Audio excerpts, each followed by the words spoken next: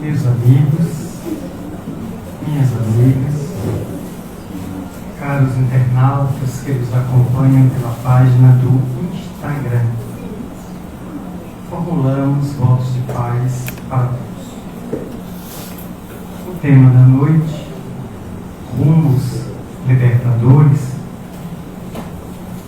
talvez inspiração dos nobres trabalhadores da casa, em derredor de uma obra de mais de 35 anos, ditada pela benfeitora Joana de Ângeles, leitora de nossa casa, o Centro Espírita Caminho da Redenção, desfalcado do nosso Divaldo desde novembro. Divaldo já está em casa, se recuperando de uma desidratação severa, ainda combatendo a infecção na bexiga e se recuperando para retomar as suas atividades paulatinamente. Estamos a pouco mais de 40 dias do aniversário dele de 98 anos de idade. O workshop que todos os anos nós promovemos será no dia 4 de maio, um domingo, véspera do aniversário dele, que cai esse ano na segunda-feira, e não contará antecipadamente com a presença dele. Leonardo Machado, médico psiquiatra, espírita, Luziane Bahia, Janile e Paulo de Tasso, o genérico, farão as exposições alusivas ao workshop domingo de 8h30 até 12h30, se revezando em momentos próprios, em torno do tema Sendas Luminosas, um livro de 30 anos atrás. Arnold Toynbee, um notável historiador inglês, em 1972 esteve no Brasil, veio a Salvador e da UFBA, Universidade Federal da Bahia, à época, ele recebeu a graduação de doutor honoris causa. A universidade homenageava essa figura singular, que eu acredito já esteja desencarnado à altura dessa, maduro para a época, pelo fato dele ter se equiparado praticamente a César Cantu, o historiador que escreveu 40 livros intitulados A História Universal. E ele também fez uma análise da história sob o ponto de vista antropossócio, psicológico, histórico, tentando demonstrar os ciclos que a criatura humana enfrenta ao longo das eras. E passando pelo Rio, São Paulo, no seu périplo pela América do Sul, Arnold Toynbee foi entrevistado então pela nascente revista Veja, que tinha surgido no final dos anos 60 e em 70 estava começando a afirmar-se como uma das publicações hebdomadárias mais extraordinárias do país. A Veja, mantida então pela editora Abril, o entrevistou na época e ele teve a coragem de dizer, abre aspas, toda civilização perece se não dá resposta adequada aos desafios do seu tempo, fecha aspas. E ele também disse no mês de abril daquele ano, ou no Rio ou em São Paulo, que o grave problema da sociedade naqueles anos 70 que iniciava era a falta de religião nas pessoas.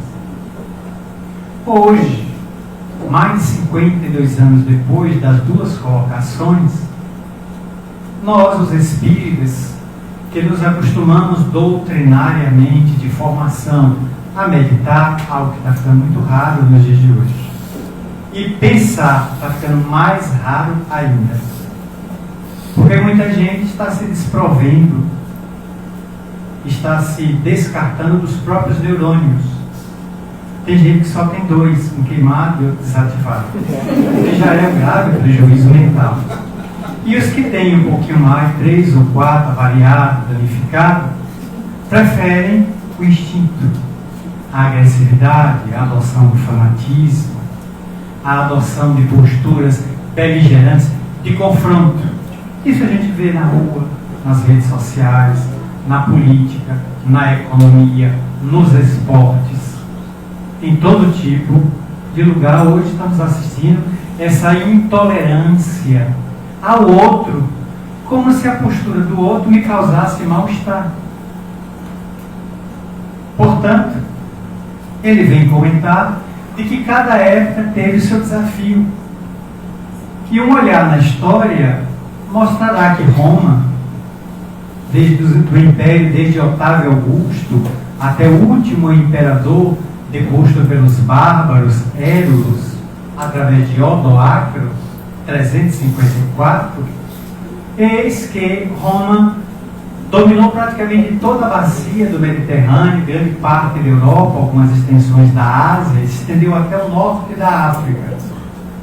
Um império colossal, a partir dos seus exércitos muito bem montados, as legiões romanas, onde chegavam eram verdadeiros gafanhotos sob alface tenro. Não ficava nada pela frente. Ou se curvava Roma, ou Roma dizimava piedosamente. O que é Roma hoje? Uma cidade cheia de conflitos, de problemas, sustentando um outro Estado que é o Vaticano, que é um Estado. E ele tem um dirigente que é o Papa. Ali é um Estado. O Papa é chefe da Igreja Romana e chefe de Estado. Tem duas atribuições, Francisco. A Itália, Roma, a cidade, o Império, desapareceu tragado pela invasão dos bárbaros, que decretaram o fim da Idade Antiga e o início da Idade Média, conforme nós conhecemos no Ocidente. Onde está a opulência dos faraós? O Egito, tão decantado por historiadores como Heródoto de Halicarnasso, as belezas do Nilo, o Vale dos Reis, o Vale das Rainhas. Hoje, um país vivendo o seu eclipse, seu ocaso, mas com extraordinárias descobertas, como agora, esta semana passada, arqueólogos conseguiram encontrar as mais notáveis tumbas de faraós desde 1927, com Lord Carnarvon, que descobriu a tumba de Tutankhamon, toda revestida de ouro maciço, com a múmia dele dentro. Agora se desenterrou um faraó de quase 4.000 anos, uma das descobertas mais extraordinárias, assombrando o mundo, tudo ainda objeto de pesquisa. Onde está a Fenícia, a Turquia de hoje, o país que se lançava aos mares, o Líbano, melhor dizendo, o Líbano de hoje, ele se lançava aos mares 1000 anos antes de Colombo. E o próprio Cristóvão Colombo, segundo Emmanuel, a reencarnação de um grande navegador da Groenlândia, Erik Leifing, aquele que viajaria numa pequena embarcação pelo Estreito de Bering, que liga a Rússia ao Alasca, território americano, e na época congelado ele foi descendo e veio até a América do Sul. Então, muito antes de Cabral ou Colombo, vamos chegar à América do Sul, e o outro América Central, Leif Erikson, o viking, já tinha aportado por aqui, 1000 anos antes, para depois se reencarnar como Colombo em Gênova e desbravar a América, junto com Américo Vespúcio, que deu título ao nosso continente dividido em 3, Norte, Central e a do Sul. Onde estão os persas, a Grécia, a Índia do passado, da cultura de Buda, tudo devorado pelas voragens do tempo, as carnificinas, as guerras, os genocídios, as catástrofes. Durante a Idade Contemporânea, pós-Revolução Francesa, julho de 1789, a França se ergue como o país mais cosmopolita da Terra. Falar francês era chiquérrimo, como hoje é equivalente a falar inglês. Quem hoje fala inglês pode viajar para qualquer lugar do mundo, porque esse é o idioma praticamente universal. Na época era o francês. Até o início do século XX, a França era tão importante que o próprio Albert Santos Dumont, após desenvolver as pesquisas em torno do mais pesado que o ar, o Mademoiselle e o 14 bis, não encontrando no Brasil apoio da Petrobras, da Rede Globo e do SBT, ele optou por ir para os campos de testes de Paris, de onde decolou, assombrando os parisienses que viram o mais pesado que o ar fazer um voo. Hoje o avião está em toda parte, supersônico, com hélice, turbo, a jato, de todos os tipos. Há 2 semanas atrás estivemos na cidade de Irará para o seminário regional de Irará, envolvendo várias cidades, e eles trouxeram uma pesquisadora como palestrante do interior de São Paulo, Raíssa Silva. Ela é baixinha, afrodescendente, linda de morrer. Eu, a olhando, dei entre 18 e 19 anos de idade, chutando muito. 31 ela já tem, mas conservadíssima pelo tempo. Delícia. Fizemos amizade com Raíssa, conversamos muito, trocamos muitas ideias, um sorriso contagiante. 31 anos de idade e ela própria se autobiografou. Aos 31 anos de idade, já viajou por 24 países da Terra, fala 5 idiomas fluentemente, como português, e está em São José dos Campos, São Bernardo do Campo, interior de São Paulo, tirando o doutorado dela, porque o mestrado ela já tem. O doutorado dela é que ela está participando de um projeto pioneiro, a criação no Brasil do primeiro avião comercial elétrico, que não vai usar querosene, e sim eletricidade. Ela se autobiografou mostrando que desde pequena tem várias potencialidades. Toca violão, compõe, canta, mestra rumando para o doutorado, pesquisadora na eletrônica. E quando eu disse e de matemática, os olhos dela brilharam. Adoro matemática. É minha vida, cálculo para mim é um desafio. E para você, Márcia? Odeio, quero que ela morra. Mas falei assim com Jesus no coração. Eu mandei a matemática aquele lugar à luz do Evangelho. Né?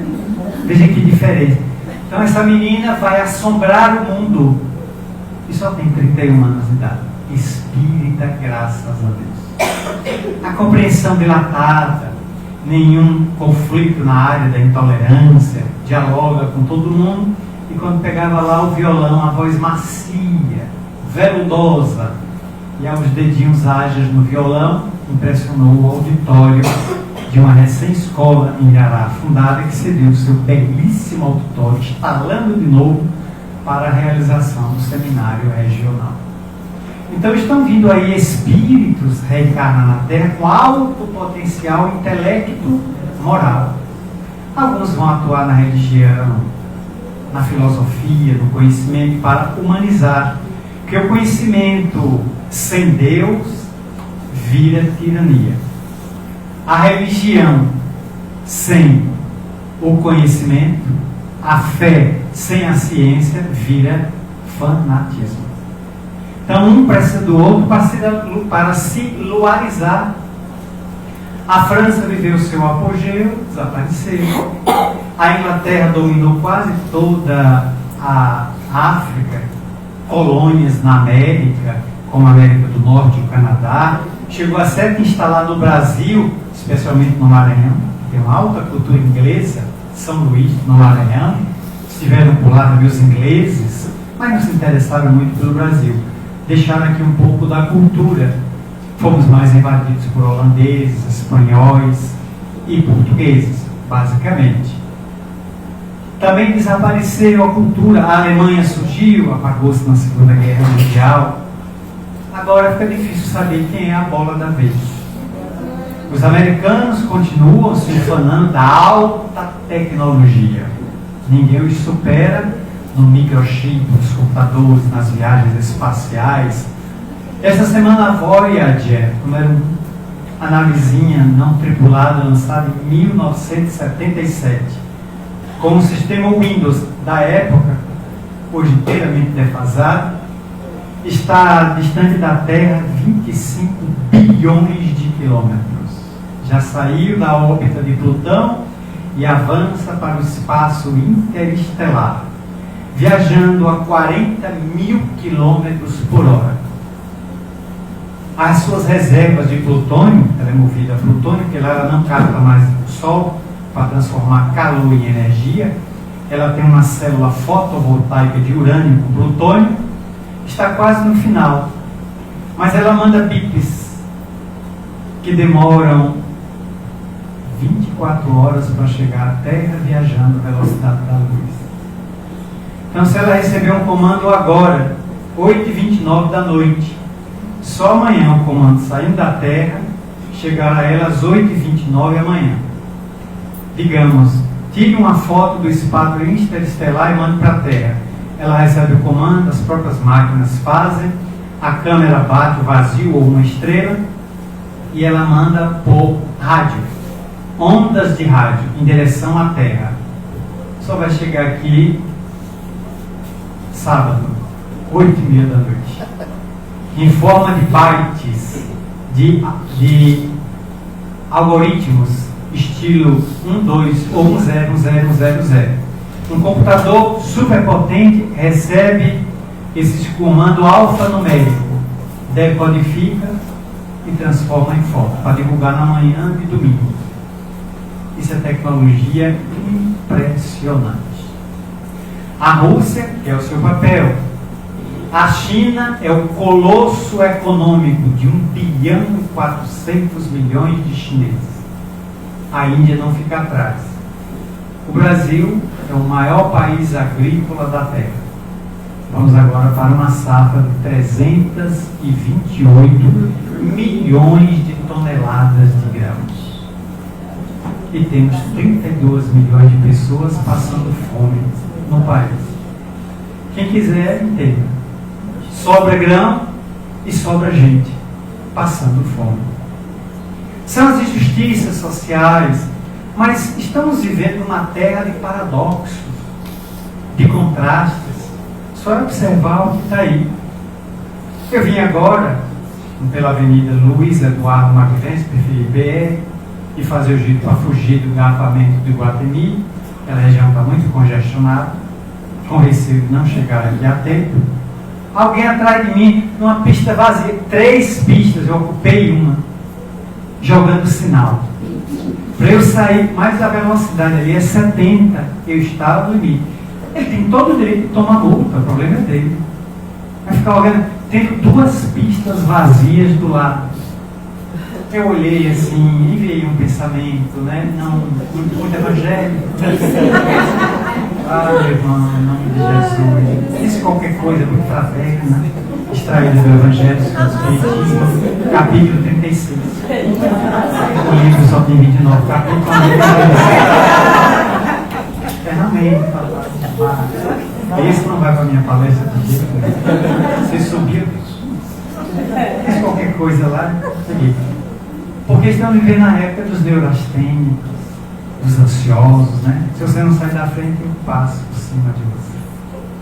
Saia da frente, eu dou com pressa. Para quê? Para chegar em casa, para ver telejornal, depois me acabar dentro do quarto, na rede social, postar, dizer, ver, comentar, xingar, criticar, qualquer coisa de política, dizer qualquer coisa, depois estar cansado, os olhos ardendo, aí eu vou como de novo, como então ladrando a geladeira, vou na cozinha, roubo a geladeira, tomo um pantuo, bucho, e vou para a cama dormir.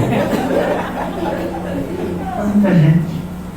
Essa é a rotina diária. Trabalhou feito um condenado, eu queria para manter aquele padrão. À noite é um processo, com tudo que possa representar esse parecimento e divertimento. Um livro, nunca mais leu. Visitar uma pessoa, ir à casa de um amigo e deixar o aparelho em casa, agora se permitir, aprender um violão, um instrumento musical, sair um pouco, estudar uma língua estrangeira, ler uma revista, um gibi, ele nem sabe o que é gibi mais, né? E aí ele fica na vasa, na rama, como rameirão comum, se nivela a essa massa de aflitos, de ansiosos, de depressivos, de neurastênicos e de possuidores de síndrome do pânico. A grande mole social, ninguém escapa.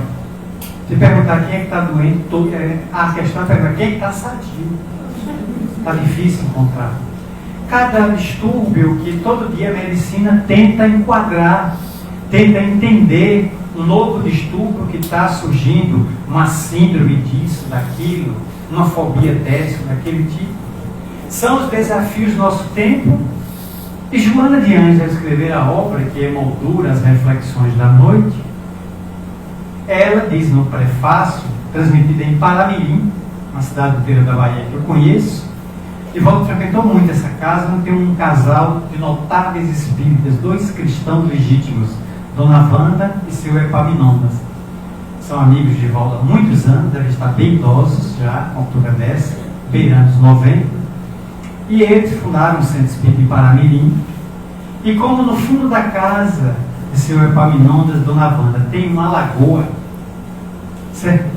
Toda carregada de pequenas plantas aquáticas com a Vitória Régia, eles plantaram, colocaram lá papoulas e outras, eles tinham a impressão de que o lago parecia com o lago de Tiberíades.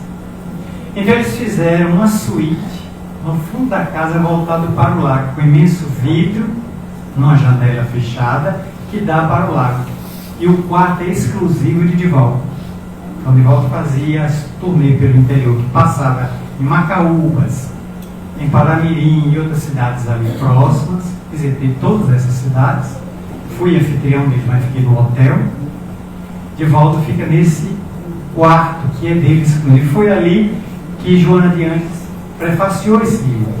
Foi ali que Amélia Rodrigues escreveu as suas mais belas páginas em Paramirim. O desafio de se superar, o desafio de compreender a sociedade. E Joana escreveu esse livro, Rumos Libertadores, para fazer uma reflexão sobre as páginas dulçurosas do Evangelho segundo o Espiritismo, que foi o livro do ano passado. Ele fez 160 anos. O livro desse ano, eleito pela Idade Redonda, 160 anos, é O Céu e o Inferno, ou A Justiça Divina segundo o Espiritismo.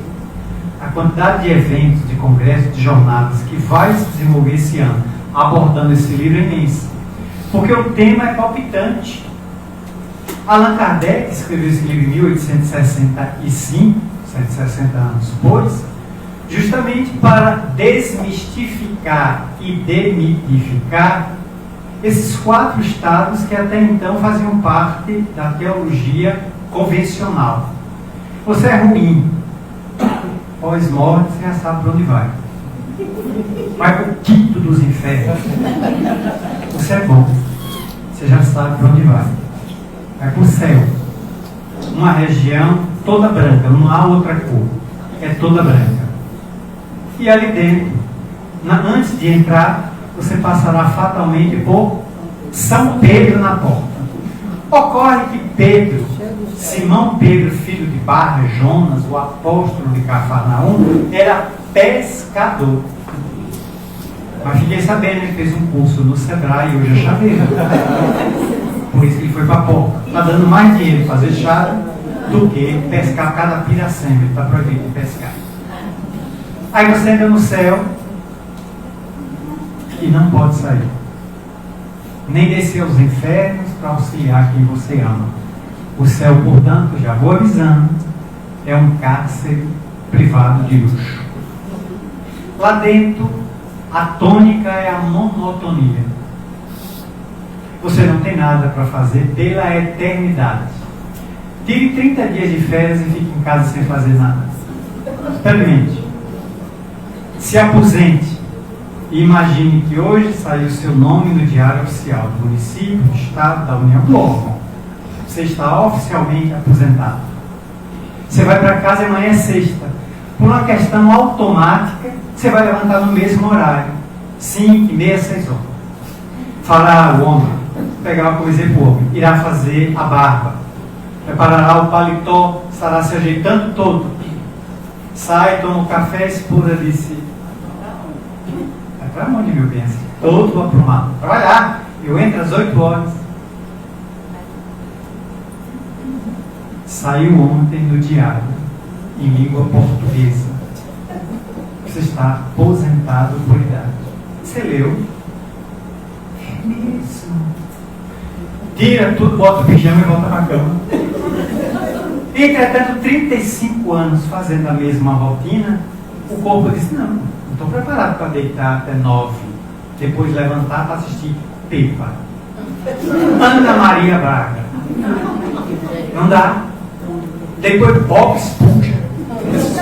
Não, tem 35 anos que você me bota para levantar cedo, você faz o mesmo percurso, trabalha no escritório de 8 às 12, faz o intervalo, volta 1h30, pega 2, larga às 6, vem pelo mesmo trajeto, passa na mesma padaria, compra o mesmo pão sovado, uns ovos, que agora está caro, você não compra agora na manteiga, ovo de codorna, vai para casa, toma um café, joga-se na frente da televisão no sofá com uma sandália horrorosa chamada Croc.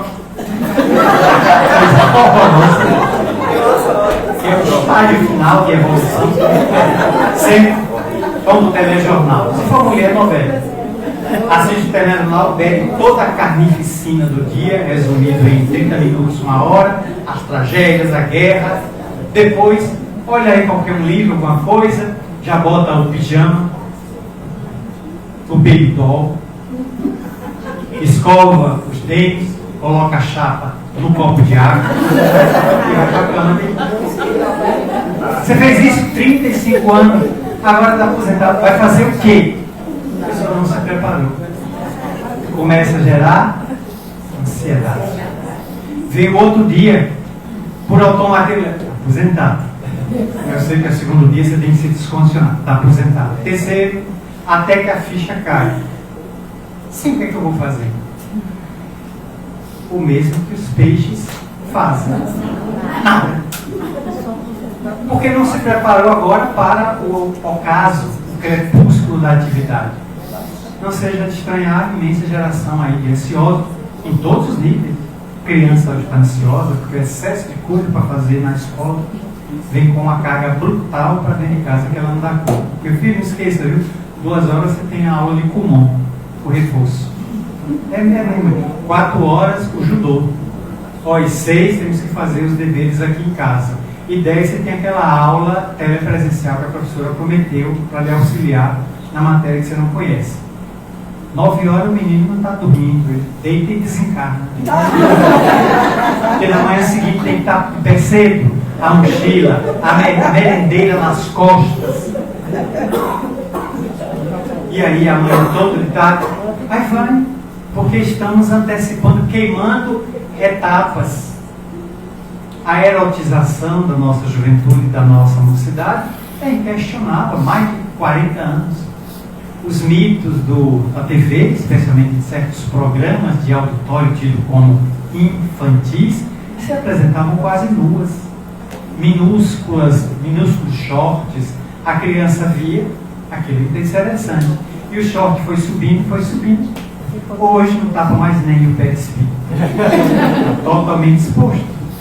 Não seja estranhar a precocidade sexual. Quando eu visitei a maternidade de Sila Balbini, ali onde hoje está uma avenida, nem existe mais, acho que foi para outro lugar. Uma vez que eu lá cheguei para resolver uma situação de uma criança que a mãe havia abandonado, eu olhei aquelas cadeiras feitas de cimento na parede. eu contei, tinha 11 adolescentes, todas gestantes. 8 meses, 6 meses, 5 meses, 4 meses, todas dava para ver que estava gestante. Nenhuma acompanhada dos respectivos namorados, possíveis pais daquelas crianças. Todas fazendo pré-natal na Priscila Balbino.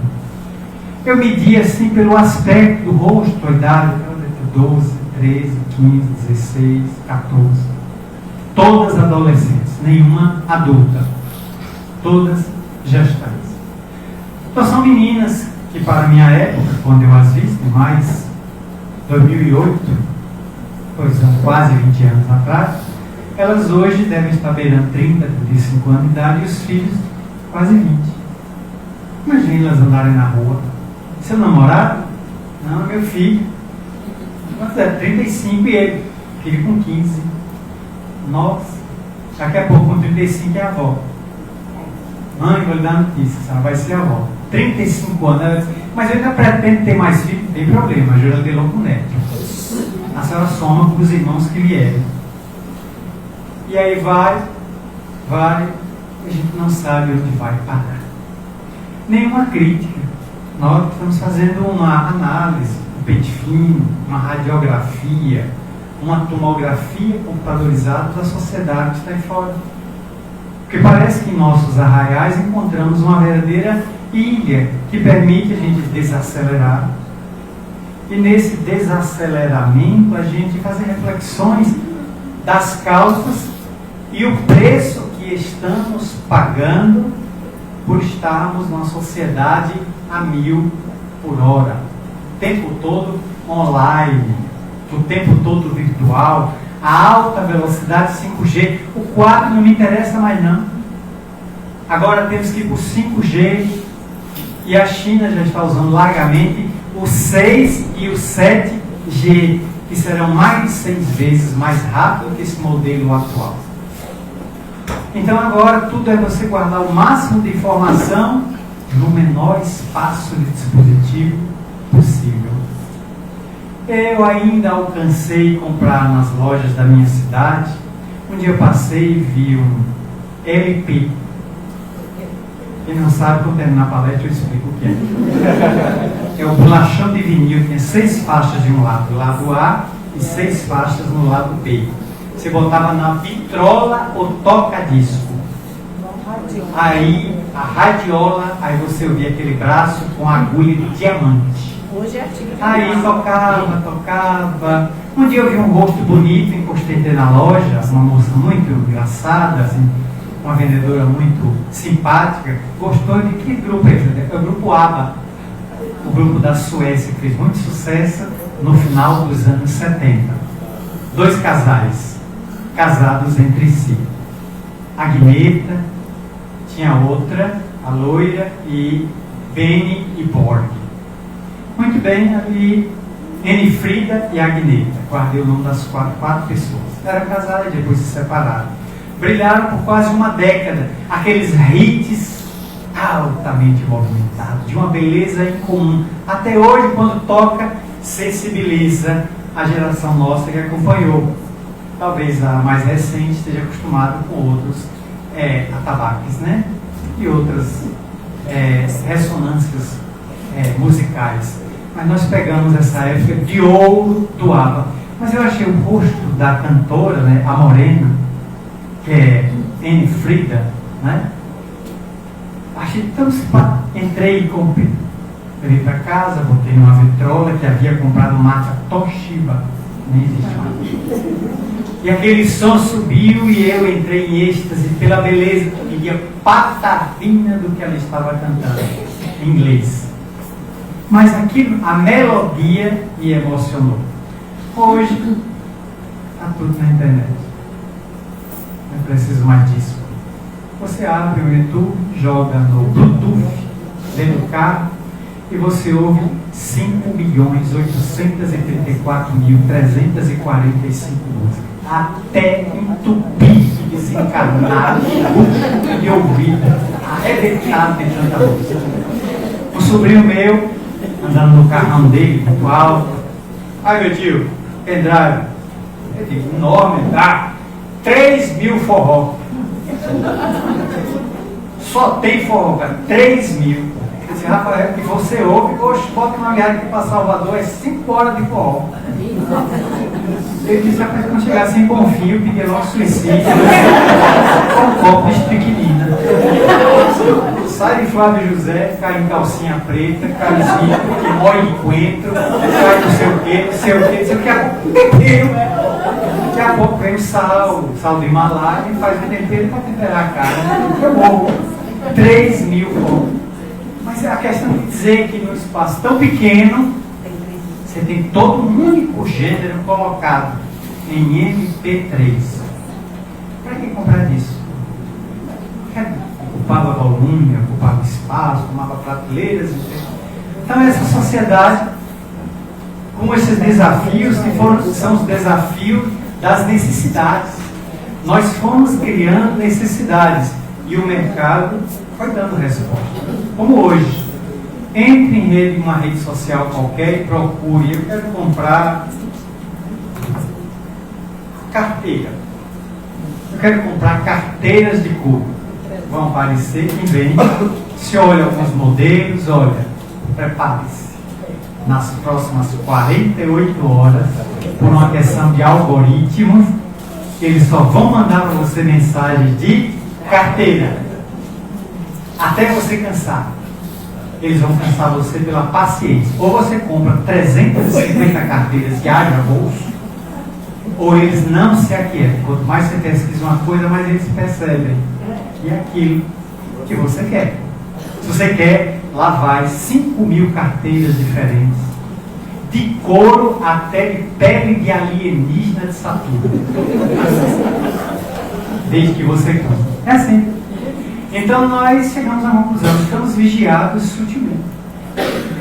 A rede passou a nos vigiar. O BBB não é só uma realidade que uma TV mantém, uma edição por ano. Nós estamos num grande BBB humano. Estamos de alguma maneira rastreados. Alguém está sabendo o que você gosta, o que você quer, o que você faz, o que você consome. E muita gente nem se dá conta disso. O que é que significa? O desafio dos nossos dias é a perda da privacidade. Não temos privacidade. Joga uma celebridade na rua, em meia hora, chove de gente em torno dela. Uma pessoa comum, como é bom ser anônimo. Eu me recordo, assim, estando em um shopping de Salvador, shopping pequeno, creio que eu fui a uma loja pagar uma conta de telefone, quando vi que pelo corredor do shopping vinha aquela manada de búfalo correndo. Eu, sem prazer, encostei num local que tinha uma porta e me estiquei, puxei a barriga para correr e fiquei pedindo a Deus misericórdia para não ser esmagado pelos búfalos. Gente caminhando, arrastando uma celebridade na Bahia, Carla Pérez, à época brilhando nas revistas masculinas e no grupo El Chan, que a projetou para o Brasil e o mundo. Ela resolveu ir àquele shopping cercado. 4 seguranças a blindar, o resto era fãs enlouquecidos. E eu fiquei ali espremido. E a turma passou, ela no meio, nem a vi. Baixei a cabeça, porque a integridade física para mim era mais importante naquela hora. Passou aquela manada, saiu com ela, foi para o carrão dela e foi embora. Eu escapei, entrei na loja, paguei minha conta do telefone e rapei, vazei, uma linguajar mais espírita, né? Vazei e mandei embora. Passaram-se 2 anos, a polícia militar convidou-me para representar o magistrado, quem eu era assessor, num evento de um programa que a polícia tem sobre evitar que as drogas contaminem o jovem. O PROERD é mantido pela PM. Um notável projeto de educação, de conscientização do jovem. E 2.000 meninas e meninos haviam se formado no PROERD e eles escolheram o Teatro de Salvador para a entrega do certificado dos proerdianos formados. A madrinha que eles escolheram, Carla Pérez. Eu fui convidado. Estou chegando, não sabendo de nada. Saltei lá no veículo oficial, sentei na mesa. Queremos convidar o coronel tal, geralmente muitos policiais, altos oficiais da PM, de que eu fui professor da academia de polícia por 8 anos. Alguns coronéis me conheciam. Doutor Mariano, o senhor por aqui? Eu não, coronel. Até que agora convidamos a madrinha da turma. Quando ela entrou, os meninos entraram em êxtase. Alguns flutuaram, estão em órbita até hoje. Os gritos de desespero, as meninas descabelavam, porque a menina que arrancava os cabelos, como se estivesse vendo uma santa de Medjugorje ou de Fátima, materializada na frente ali. Ela veio e sentou-se ao meu lado. Aquele corpo escultural dessa mulher de uma beleza incomum até hoje, ela escolheu uma roupa bem adequada para a época, um vestidinho bem curtinho, né? Cobria no máximo a reencarnação anterior dela. Sentou-se de olhos coronéis, tudo focado nela. Ela levantou-se, declarou evangélica, cantou uma música evangélica, os meninos acompanharam em coro. Quando terminou o evento, o certificado, todo mundo. Então ela se levantou e me olhou e disse: Doutor Marcel, adoro o trabalho de vocês no juizado de menores. Estou encantada com o trabalho. Posso lhe dar um abraço?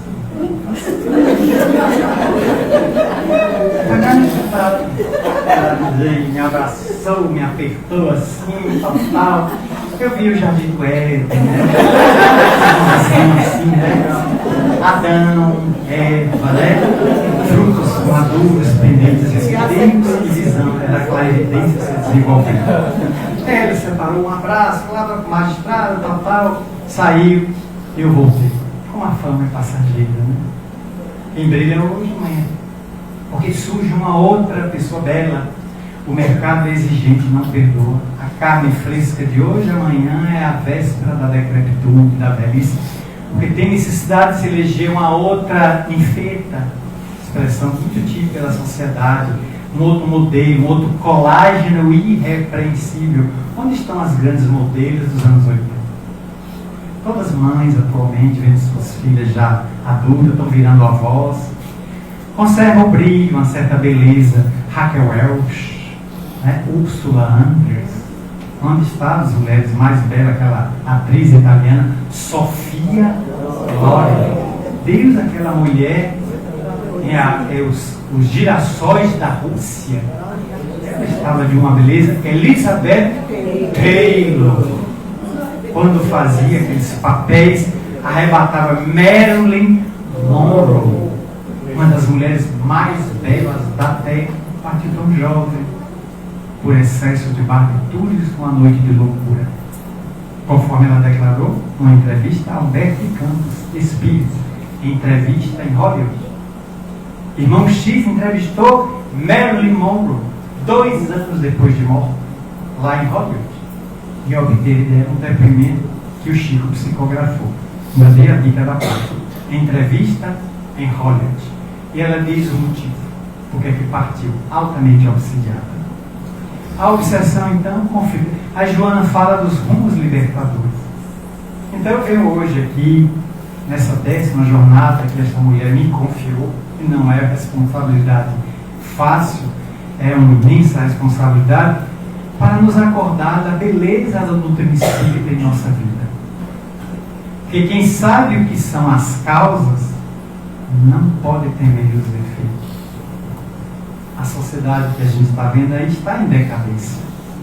É uma decadência rápida, violenta, é uma decadência de agressividade, porque um mundo novo está chegando para se instalar.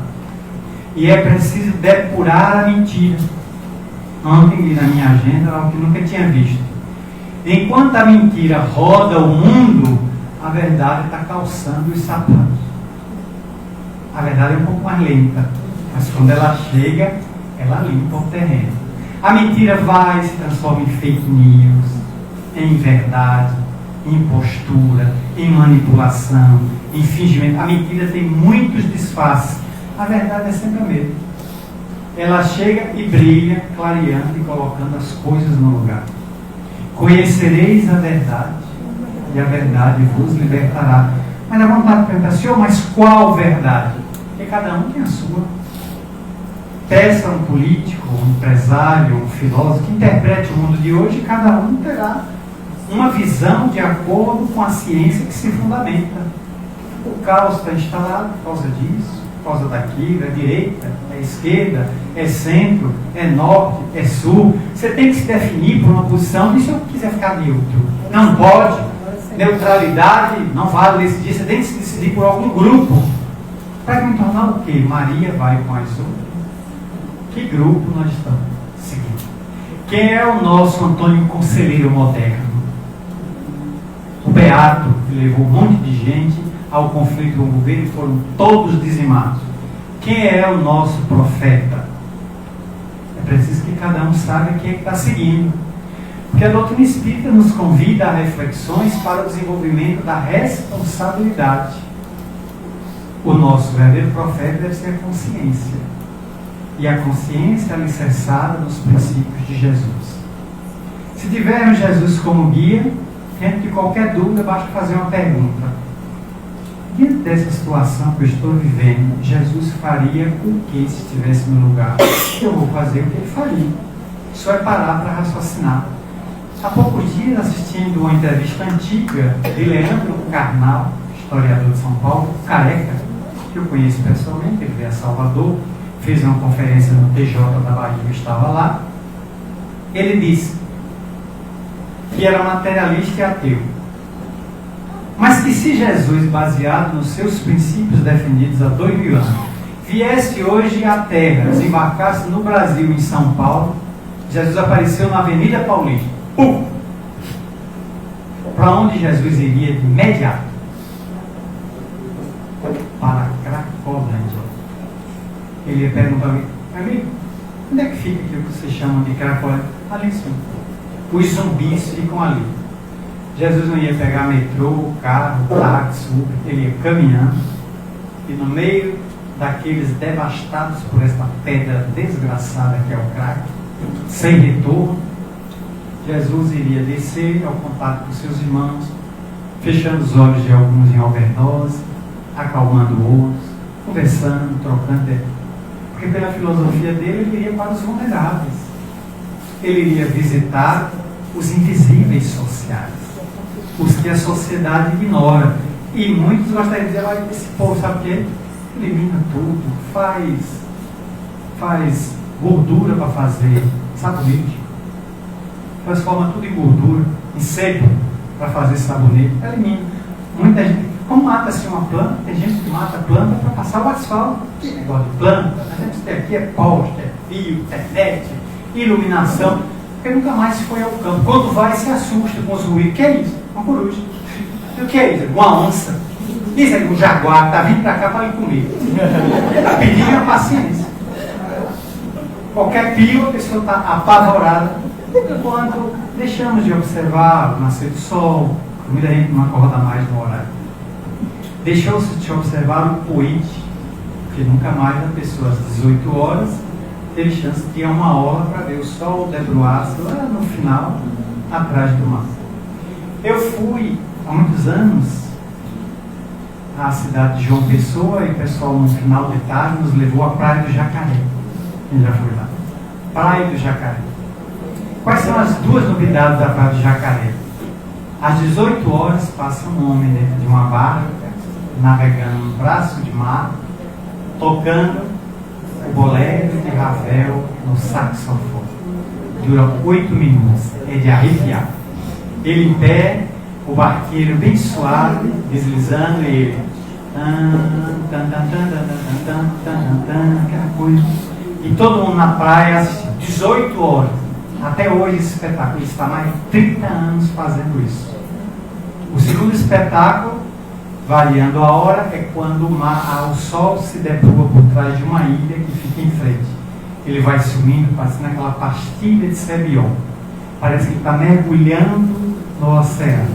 Some, a noite triunfa e o clarão das estrelas enche a madrugada de beleza. Eu estive lá. Eu estava em companhia de Nando Cordel, do ator Paulo Figueiredo e sua esposa, Dona Emília, e os nossos anfitriões do Simpense, o Simpósio Espírita de João Pessoa.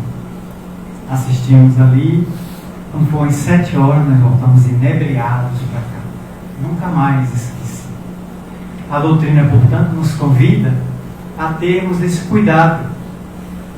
Nós termos o aproveitamento da nossa existência na Terra. Sim, nada contra ter rede social, partilhar dela, mas não tornar ela um cativeiro, porque muita gente se prendeu a essas ferramentas digitais e não conseguiu mais delas sair. É preciso, pois, o indivíduo decretar a alforria de si mesmo, rumos libertadores. Onde achá-los? Numa consciência tranquila, numa consciência pacificada. Indo certa feita, conto casos para ilustrar. Para a Semana Espírita de Jacobina, os amigos foram me buscar em Capim Grosso, onde desci do ônibus. E um carro veio de Jacobina, não é tão longe, me pegou em Capim Grosso. Pegamos o rumo e eu e meu anfitrião, médio de transporte, 1.6, carro. Tomamos o caminho até que passamos em um local de montanhas. Jacobina já é a entrada da Chapada Diamantina. Passamos cercado de montanhas, tudo verde, mas no meio que um ipê amarelo. Eu achei aquele contraste tão bonito. Tudo verde, mata fechada, e aquele ipê subversivo, todo vestido de amarelo. Para o carro. Olha aquilo, rapaz. A mata toda verde, fechada, as copas, e aquele ipê amarelo. Que coisa, que contraste, aquele choque. Você nunca tinha observado, mas é a palestra, que hora é a palestra? 20 horas, são 5 da tarde, nós estamos a 10 minutos de Jacobina, com a pressa. Talvez eu não vá ter chance de ver isso aqui de novo. Parei ali na beira da estrada, deve ter ficado até todo médio, meio tantando. Sempre fui, né? Que coisa fantástica. Bebi o ipê amarelo. Botei pro carro e fui fazer a palestra em paz. É preciso, pois, que a gente desacelere, encontre os rumos libertadores que o Espiritismo nos oferece e possamos avançar com tranquilidade. Porque uma velha crônica de Stanislau Ponte Preta, um escritor brasileiro, que é o pseudônimo dele, conta-se que 2 homens moradores da mesma cidade, cidadezinha pequenininha, no mesmo dia saíram de sua cidade caminhando em direção a um país muito distante. O primeiro homem tinha pressa de chegar ao país. Pegou uma vara, botou uma sacolinha aqui nas costas, pendurou aqui no ombro, pegou o caminho e acelerou. O outro caminhava, quando encontrava um riacho, parava, tomava banho, dormia debaixo das árvores, assistia o pôr do sol, o sol rasgando a mata, o trigal maduro. Depois ele se colocava, parava em uma cidade, fazia uma refeição, ficava um dia, o outro sumiu. Muitos anos depois, o segundo homem, mais lento, chegou àquela cidade, aquele país muito distante. Adentrou-se a cidade e olhou para um morador e reconheceu o conterrâneo. O conterrâneo também o reconheceu. Nós dois saímos da mesma cidade, não foi? Você está chegando agora? Estou. E você? Não, eu já cheguei aqui há muitos anos, já formei família, já tenho filhos. E você está chegando agora? Por quê? Porque eu vim devagar. Bem devagar. Não, eu vim com pressa, eu tinha pressa de chegar. Mas você não recorda os amanheceres, as noites salpicadas de estrelas, as flores que arrebentavam na margem do caminho, aquelas cascatas, aquelas cachoeiras, pássaros cantando? Não percebi nada disso. Eu tinha foco de chegar a esse país. Cheguei. Mas você viu tudo isso? Vi. A minha estrada hoje está na minha alma, porque eu fui curtindo, eu fui bebendo a estrada. O primeiro que chegou, dali em diante, enlouqueceu e passou na cidade a viver só dizendo: meu Deus, como caminhei em vão. como eu perdi o melhor da estrada. Pois é, vale a pena a gente começar a pensar que nesse universo que estamos vivendo ainda tem visionários, poetas, subversivos, pessoas que observam sob outro ângulo. E pode ser que a sociedade os chame de loucos, mas não são. São observadores detalhados de uma vida melhor. Conta-se que numa cidade da Paraíba existia um doido, Manuel Bento. Um dia, andando pelas ruas da cidade, Bento encostou numa parede toda branca de um prédio público, e botou o ouvido na parede. Passou uma pessoa e encostou também, vendo o comportamento de Bento, encostou o ouvido também. Passou outra, daqui a pouco tinha 10 pessoas, tudo com o ouvido encostado na parede, junto com Bento, Manuel Bento. Aí um deles tirou, Bento, mas não estou ouvindo nada, está assim desde de manhã. Rapaz.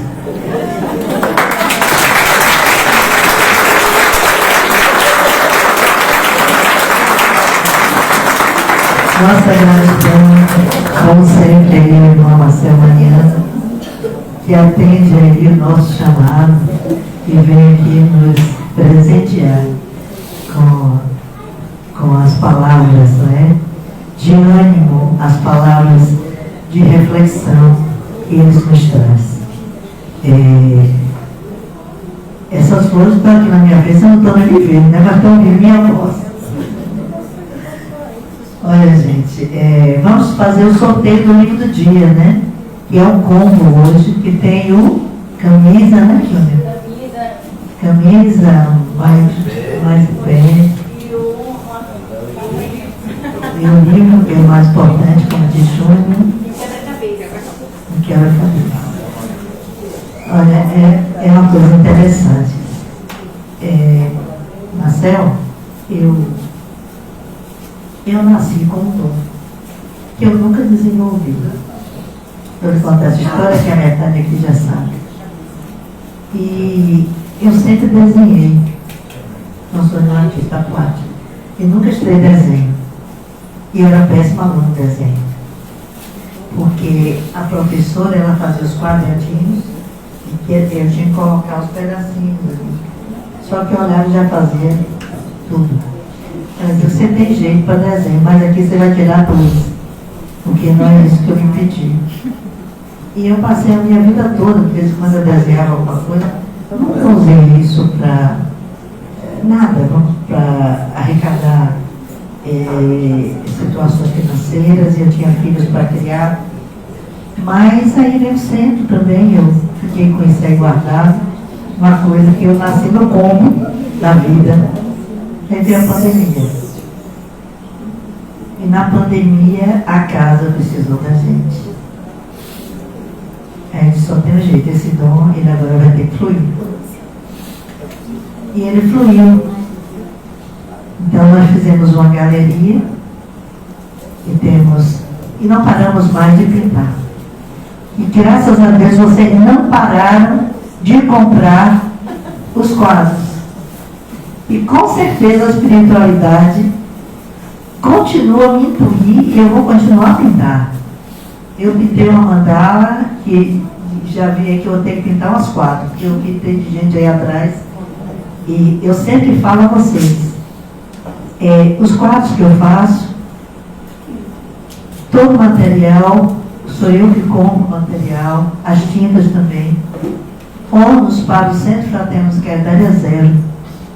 Eu pinto os quadros, é a minha forma de agradecimento, é a minha forma de contribuir. E o quadro que é vendido, a gente faz uma rifa, às vezes está lá na galeria, é totalmente 100% para o Centro Fraterno de Caridade. Eu gosto sempre de estar falando isso. E às vezes a pessoa fala assim, olha os quadros de Iracema na galeria, é Iracema que pinta. Mas os quadros é do Centro Fraterno de Caridade. Continue nos ajudando, porque essa luz não é divina da Coelba, e a gente precisa pagar. E vai ter tudo certo. Bora lá? Sorteado já? Já. Número 49, vê se eu estou certo aqui, é Marina Brandão. É, ela. Quem é?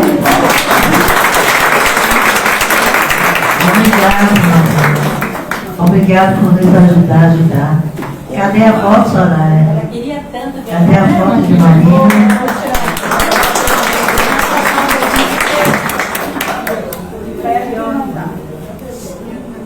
É Soraya que liga para você, você sabe, né? Soraya que liga para você quando ela que faz essa parte.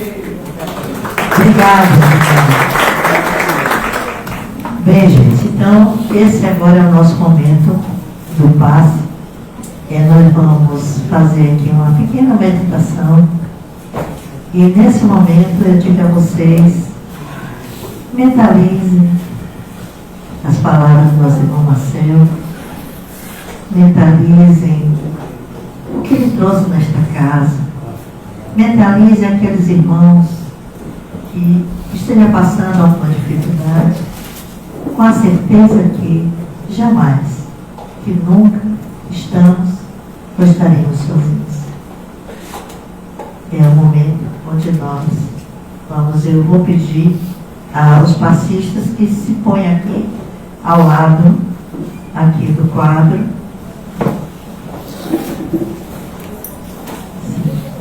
E quando terminar, vocês pegam as águas aqui e após aqui a vibração, os passistas vão fluidificar também as águas que estão lá dentro. Eu acredito que tenha... trouxe? Não.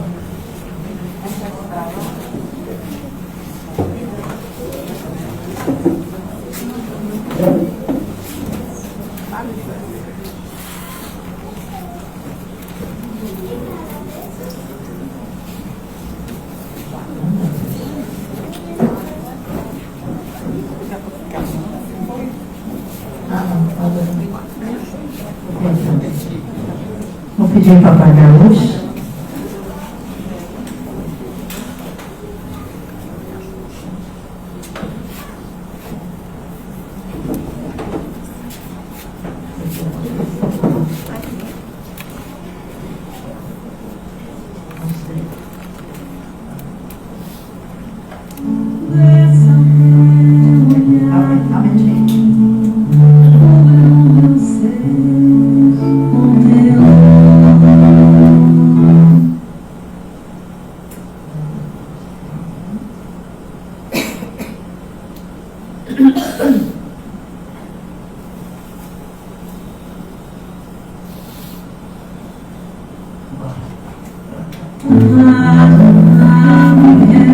Vamos localizar a paz, equilíbrio, saúde, gratidão esta casa que nos abriu, que nos oportuniza estar aqui.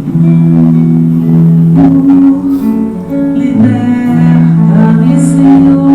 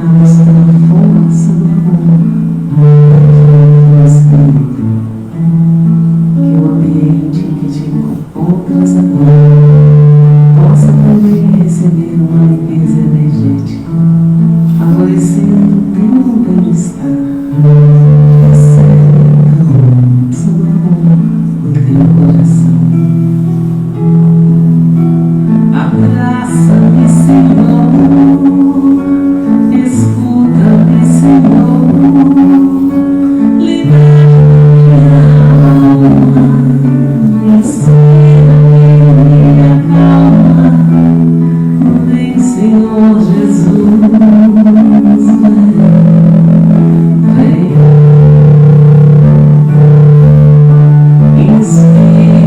inspira-me, Senhor, escuta-me,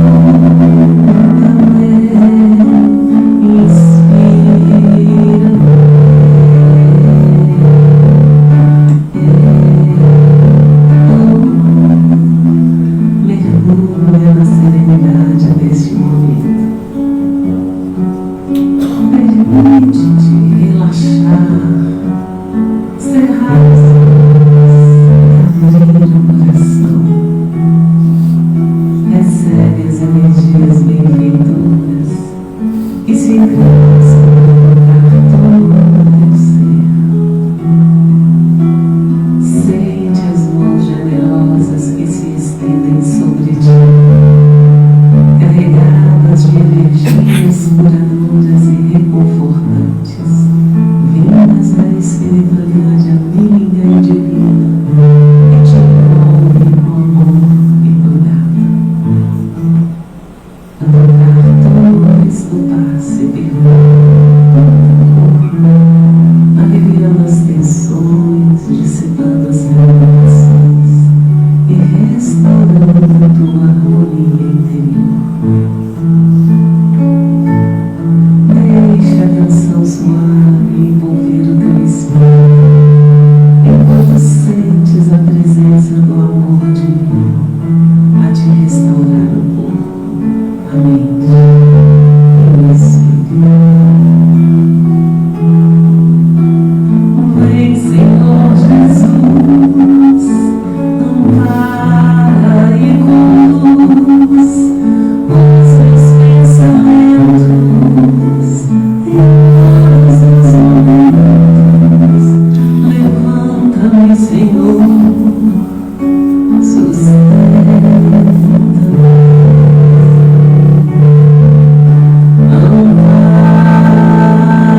ampara-me, Senhor.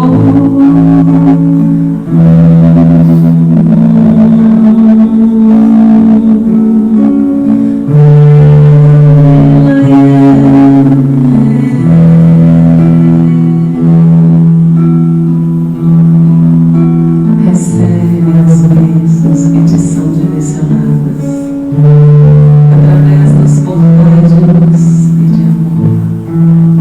Abre-te, seguras, seguros, para a cura, a paz e a renovação que te cabe.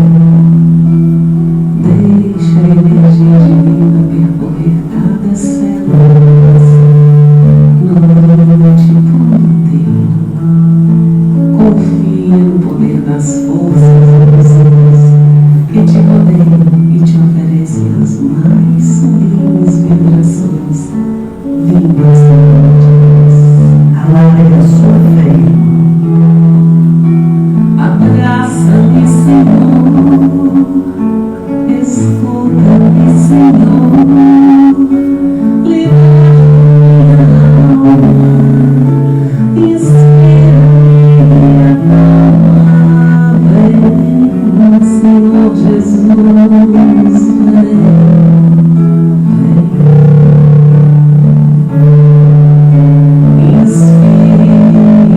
Inspira-me, Senhor, escuta-me,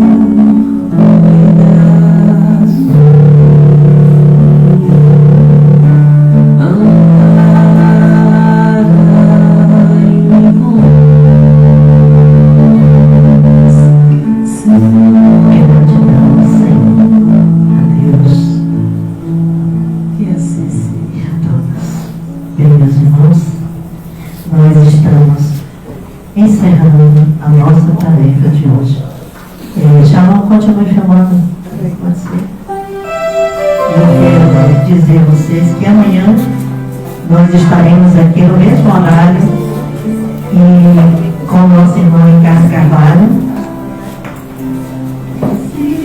E a minha gratidão sempre desta casa é todos os santos. Mas não esqueçam as águas. Aqui tem copinhos de água também, que foram frutificados para quem não trouxe água. Bote aí. Ah, sim, vamos tirar foto.